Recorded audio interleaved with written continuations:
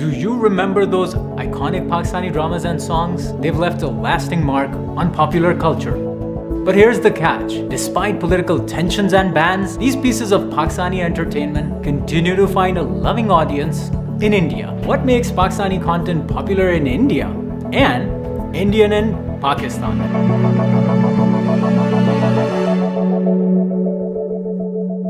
For centuries, the people of the subcontinent have had a shared cultural experience, especially when it came to the arts. Why do governments in India and Pakistan keep banning each other's talent and content? Historically, both sides have resorted to bans after conflicts and crises. The bans, sort of restraints on cultural interactions, have happened at the lowest times of bilateral relations, often preceded by either a war or a warlike situation or really tense relations. Yet, regardless, people found ways around even before the digital age. Piracy Jindabad, VHS business, it just grew. A lot of people seen these shows when the video cassette thing happened because you couldn't see it on TV, obviously. So you used to go to a shop, you used to have these video cassette parlors, and they used to keep, and Pakistani dramas were really popular. And that was perfectly okay. Nobody had a problem with that at that time. No government clamped down on that. But then the boom of digital connectivity proliferated content access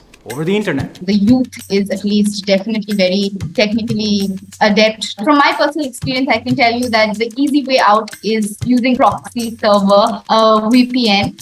Because of YouTube, a lot of people are watching Pakistani shows, and I can tell you the shows which are a little more popular than others here. So from channels like Green Entertainment, Jio, I think there's a show called Maat, Fraud, Parizad, Zindagi Gulzar Hai, Dastan, Idiot, Mujhe Qabool Hai, and there are many others. And there are loyal fans of these. People watch them like they would any Indian show. Their cast has fans here. Despite the bans over the decades, cultural similarity of the content from Pakistan has consistently struck a chord with the audience in India. Drama, as old as the classics Dhoop Kinare and Varis, became instant hits in India too. But why does Pakistani content find an audience in India? Well, there are several reasons why Pakistani art has captivated the imagination of the Indian viewers. Whether they are showing affluence, whether they are showing poverty, or whether they are showing the middle class, there is an honesty and a rootedness that is there in Pakistani shows, which they don't shy away from talking about their social negatives. They are not judgmental. There is no extreme histrionics. There is no extreme melodrama. So therefore, there is no extreme characterization also. And that's very important. Because it's apolitical in many ways. These are love stories about families. These are stories about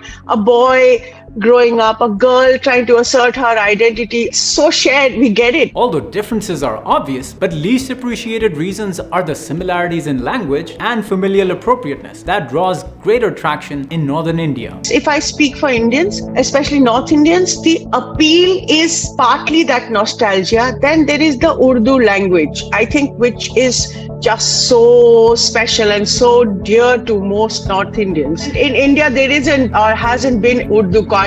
The other thing, I think it's also because these are very clean dramas. For whatever reason, a family can sit together and watch. Also, a Pakistani drama, on average, will have around 30 episodes than their Indian soap counterpart, which can last for more than 100 episodes. The storytelling and narrative building generally are more engaging with less dragging and dramatic scenes. Characters are more proactive and nuanced. The common denominators of cultural facets like joint family dynamics, its intricacies, and emphasis on the emotional rather than the physical expression of romance have all been the ingredients to its success. Dhoop Kinare or even Zindagi Gulzar Hai, all these, they're very specific to Pakistan. But at the core of it, its emotions, its stories, has this appeal. I can identify with that. It could be my story. It's set in Pakistan, but it could be my brother's story. It resonates with me. So that's why these stories travel.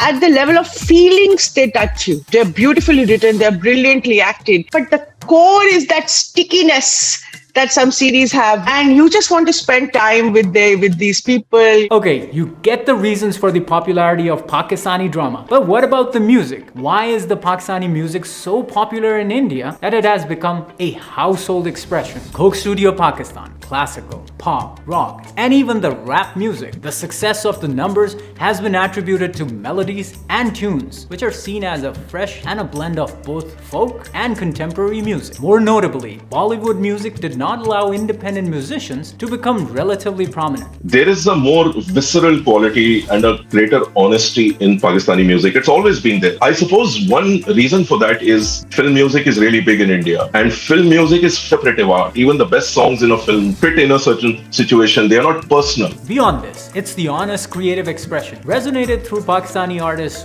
voices, lyrics, and the music.